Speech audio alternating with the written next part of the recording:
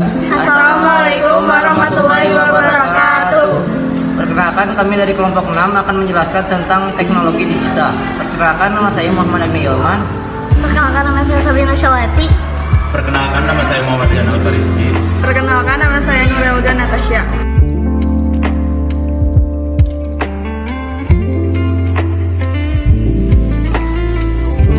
Pengertian teknologi digital. Menurut Kamus Besar Bahasa Indonesia, KBBI, teknologi adalah segala sarana untuk menyediakan barang-barang yang diperlukan bagi kelangsungan hidup manusia.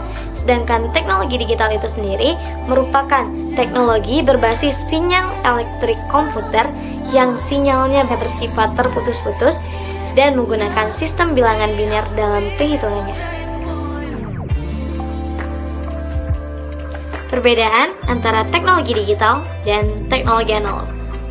Jika dalam pengoperasian teknologi analog masih banyak menggunakan tenaga manusia dalam pengoperasiannya, dalam teknologi digital kita lebih sedikit mengeluarkan tenaga dalam mengoperasikan teknologi digital.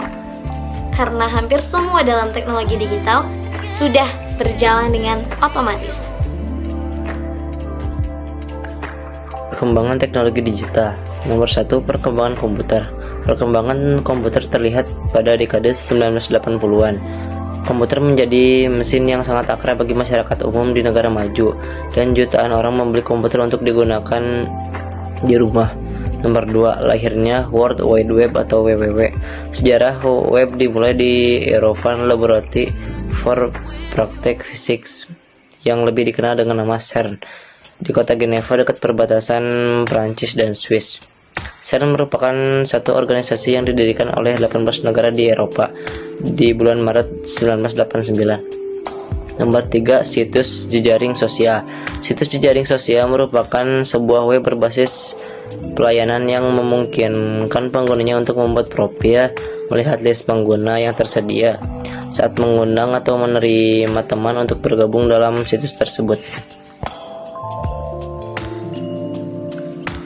Kelebihan dan kekurangan teknologi digital. Yang pertama ada kelebihan teknologi digital. Kelebihan teknologi digital juga terbagi kepada 3 bagian, yaitu yang pertama, keutuhan data pada saat proses transmisi. Hal tersebut terjadi karena pada repeater station, sinyal digital akan mengalami regenerasi. Nomor 2, sistem komunikasi yang fleksibel. Sistem komunikasi yang fleksibel yaitu kita dapat bertukar gambar, bertukar grafik, atau bertukar data dengan sangat mudah dan dapat dilakukan di mana saja. Nomor 3, efisiensi biaya. Alat-alat pada teknologi digital juga lebih stabil, lebih praktis, dan memiliki daya tahan yang lama dalam pemakaiannya. Kekurangan teknologi informasi digital. Kekurangannya juga sama seperti kelebihannya, terdapat 3 bagian, yaitu kesalahan pada saat digitalisasi. Hal tersebut menyebabkan warna yang akan terampil setelah didigitalisasi menjadi kurang akurat dan tidak mewakili warna aslinya. Nomor 2, dominasi dunia oleh teknologi analog. Sampai saat ini dunia masih didominasi oleh teknologi analog. Banyak bentuk informasi komunikasi yang menggunakan sistem analog. C. Investasi publik. Hal tersebut juga menyebabkan instrumen yang disediakan oleh masyarakat umum masih terbatas dan mahal harganya. Oleh karena itu, permasalahan bagi kelangsungan industri perkomunikasian akan mempengaruhi kemampuan daya beli masyarakat. Penyimpanan data. Penyimpanan data ini memiliki banyak jenis ya, dan yang saya ketahui itu ada 6 jenis, dan saya akan menjelaskannya satu persatu. Yang pertama itu ada hard disk. Hard disk ini merupakan media penyimpanan yang menggunakan disk atau piringan. Hard disk ini banyak sekali digunakan untuk penyimpanan luar, software aplikasi, penyimpanan data, dan sebagainya. Yang kedua itu ada flash drive ya. Flash drive ini merupakan teknologi perkembangan dari zip drive yang menggunakan teknologi flash. Flash ini berupa chip memori yang dapat menyimpan data dan dihubungkan dengan interface USB yang dalam perkembangannya itu sudah mencapai versi USB 2.1. Yang ketiga, zip drive. Keterbatasan kapasitas dari floppy drive ini mendorong lahirnya teknologi baru yang disebut dengan Omega Chip Drive. Perangkat ini terdiri atas floppy drive dan cartridge floppy khusus yang mampu menampung hampir 100 MB data. Yang keempat, ada floppy disk. Floppy disk drive terdiri dari dua ukuran, yaitu 5,23 dan 3,5, yang masing-masing memiliki dua tipe kapasitas, double density dan high density. Kelima, ada compact disk atau disebut dengan CD. CD umumnya terbuat dari resin dan dilapisi permukaan yang sangat reflektif seperti aluminium. Informasi direkam secara digital sebagai lubang-lubang mikroskopis pada permukaan reflektif. Proses ini dilakukan dengan menggunakan laser yang berintensitas tinggi. Dan yang terakhir, nomor 6, Digital Terrestrial Disk atau DVD. DVD adalah generasi lanjutan teknologi penyimpanan dengan menggunakan media optical disk. DVD memiliki kapasitas yang jauh lebih besar daripada CD-ROM biasa, yaitu mencapai 9 GB. Teknologi DVD ini sekarang banyak dimanfaatkan secara luas oleh produksi musik dan film besar, dan sekarang menjadikannya sebagai produksi teknologi yang sangat diminati dalam waktu 3 tahun sejak diperkenalkan pertama kali. Kini perkembangan teknologi telah menawarkan media penyimpanan secara online yang dikenal dengan nama cloud storage. Transmisi data merupakan suatu proses untuk melakukan pengiriman data dari salah satu sumber ke penerima data menggunakan komputer atau media elektronik. Transmisi data terbagi menjadi dua. Yang pertama, transmisi analog, dan yang kedua adalah transmisi digital. Sinyal analog atau disebut dengan broadband merupakan gelombang-gelombang elektromagnetik yang bervariasi dan secara kontinu ditransmisikan melalui beragam media tergantung frekuensinya. Sinyal analog dapat berupa gelombang elektromagnetik langsung, terus-menerus, dan disebarkan melalui berbagai media transmisi. Sinyal digital merupakan sinyal yang digunakan untuk menampilkan data digital. Data digital merupakan data yang memiliki deretan nilai yang berbeda dan memiliki cara tersendiri.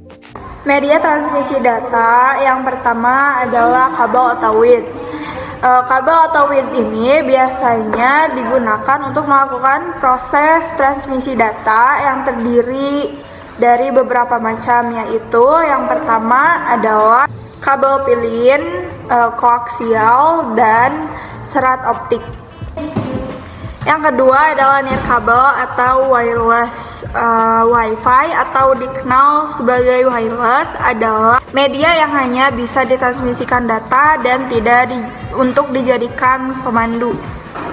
Transmisi data yang terdapat pada jaringan ini biasanya dilakukan menggunakan sebuah alat bantu atau disebut dengan antena atau transceiver. Contohnya adalah radio, microwave, dan inframerah atau infrared. Jalur transmisi data dibedakan menjadi 3, yaitu multicast, broadcast, dan unicast. Multicast merupakan proses pengiriman data dari satu alat ke satu alat lainnya. Broadcast merupakan pengiriman data atau informasi dari satu alat ke alat-alat lainnya. Sedangkan unicast merupakan kontak informasi dari satu alat ke satu alat lainnya. Konfigurasi jalur transmisi dibedakan menjadi 2. Point-to-point biasanya terdapat pada peralatan komputer seperti printer. Lalu Point to multipoint biasanya terdapat pada penyiaran radio atau penyiaran televisi. Arah kanal transmisi dikelompokkan menjadi 3, yaitu simplex, biasa disebut juga dengan one-way transmission, atau hanya dapat melakukan komunikasi atau transmisi satu arah, seperti halnya yang terdapat pada pemancar televisi dan pemancar radio. Lalu yang kedua adalah half duplex atau disebut dengan either way transmission, yang bisa melakukan komunikasi dua arah atau transmisi dua arah, tetapi hanya bisa dilakukan secara bergantian dan tidak bisa dilakukan secara bersamaan. Lalu full duplex merupakan transmisi yang dapat melakukan komunikasi secara bersamaan atau disebut juga dengan both way transmission. Mode transmisi. Dalam mode transmisi terdapat 2 mode, yaitu parallel transmission, yaitu data dapat dikirimkan secara bersamaan dengan menggunakan berbagai jalur. Sedangkan serial transmission itu hanya menggunakan satu jalur. Sebuah pengiriman data hanya dapat dilakukan secara bergantian. Serial transmission memiliki 2 metode, yaitu synchronous transmission dan asynchronous transmission. Lalu ada kapasitas kanal transmisi.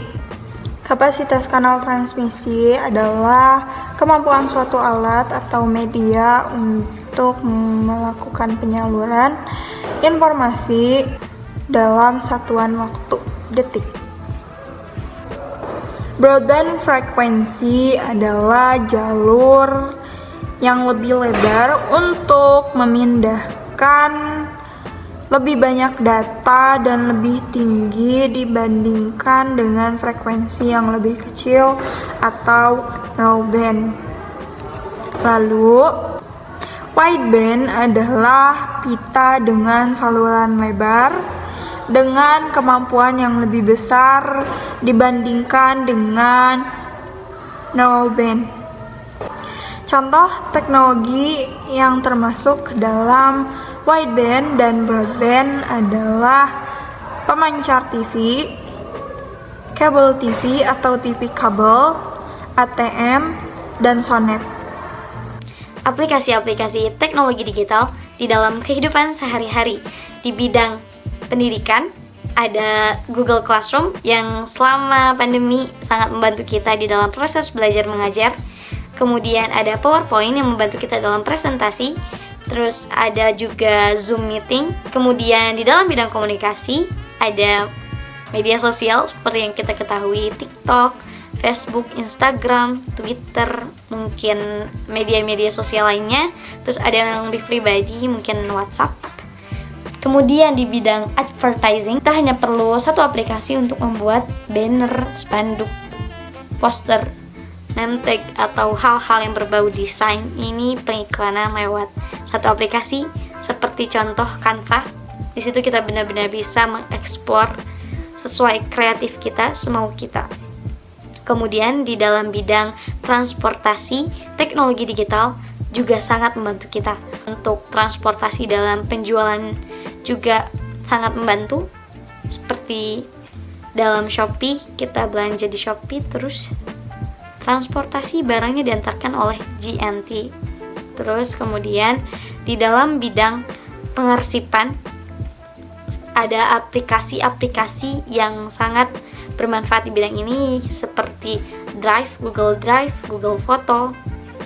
Terus kemudian ada manajer file. Dalam bidang pertelevisian, teknologi digital itu lebih canggih jelas, karena dalam teknologi digital kita tidak perlu membeli TV untuk menonton TV. Kita tinggal mendownload aplikasi untuk menonton TV. Tidak perlu lagi TV-nya, tapi perlu aplikasinya. Sekian dari kelompok kami, mohon maaf bila ada kekurangan. Wassalamualaikum warahmatullahi wabarakatuh.